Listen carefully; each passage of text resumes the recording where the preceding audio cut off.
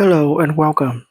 If your 2D effects animation still feel off, even after watching countless tutorials, you are not alone. I have been there, frustrated, stuck, and wondering why things just weren't clicking.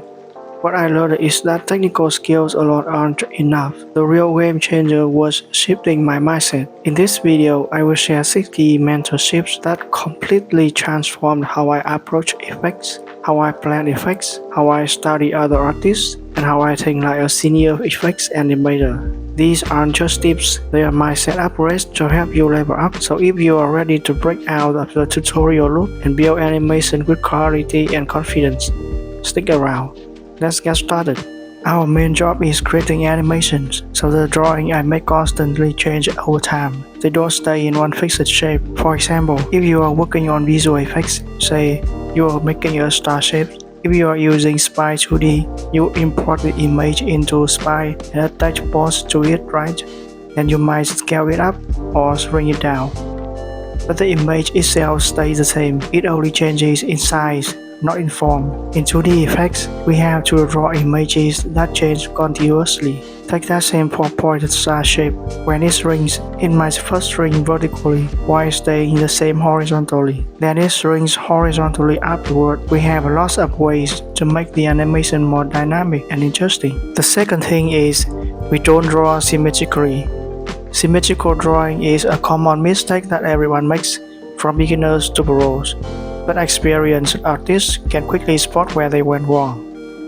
It might look simple at first, but once you pick up the pen, it's easy to fall into this trap. That's why you need to keep this in mind while drawing. Fixing it is actually pretty easy. Just change one side. Make one side clearly bigger than the other.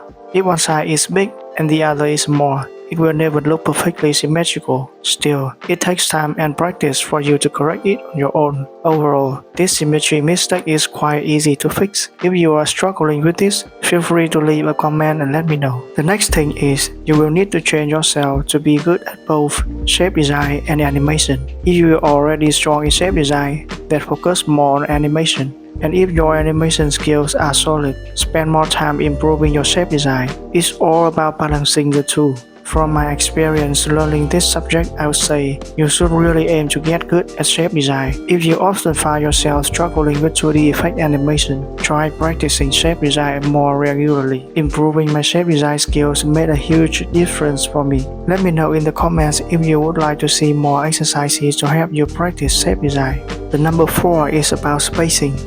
The empty space between frames, and how a shape moves from one frame to the next. It's also about the direction of that movement. For example, let's say you have frame 1, frame 2, and frame 3. In frame 1, the tip of the shape is sharp, then in frame 2, it suddenly flattens, and in frame 3, it becomes sharp again. That kind of sudden change in just one frame can cause the animation to feel shaky or jittery. To fix this issue, you can add in between frames, maybe 2 extra frames to smooth it out. Or make sure each frame looks similar to the one before it, so the change isn't too fast or too drastic. If you are running into this problem, drop a comment and let me know. I might make a tutorial video to help you fix it. The next important thing to know is this: all interesting shape designs have something called a line of motion.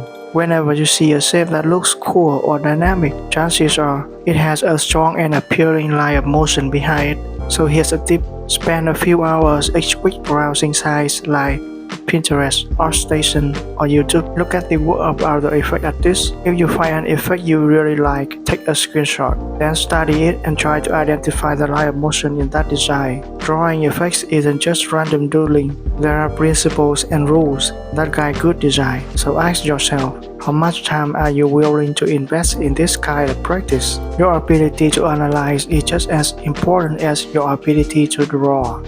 Train your eyes to observe, your memory to retain, and your mind to break things down every single day. The final thing is, draw less, not more. Here's a sincere piece of advice. Keep your drawings simple. Don't overdo it with too many unnecessary details. A great trick to avoid this mistake is, don't zoom in too much while you are drawing. Keep your canvas at a comfortable distance so you can see the whole pictures as you work. When I first started learning, I made this mistake all the time. zooming in too close, and adding way too much. If you are struggling with this too, drop a comment and let me know. You are definitely not alone. Shifting my mindset made all the difference.